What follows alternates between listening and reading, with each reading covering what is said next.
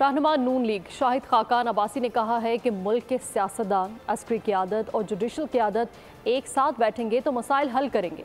Election किसी की सियासी बसीरत पर नहीं, आइन और कानून के तहत होने चाहिए।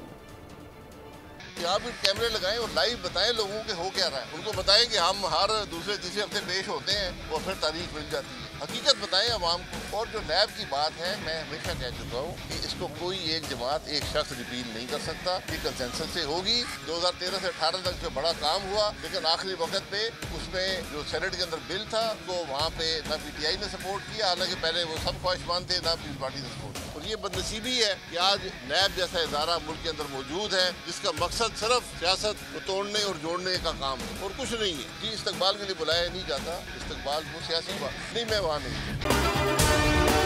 अगर आपको हमारी ये वीडियो पसंद आई है तो हमारे चैनल को सब्सक्राइब करें और बेल आइकन पर क्लिक करें। सब्सक्राइब करें और बेल दबाएं ताकि कोई खबर रह न जाए।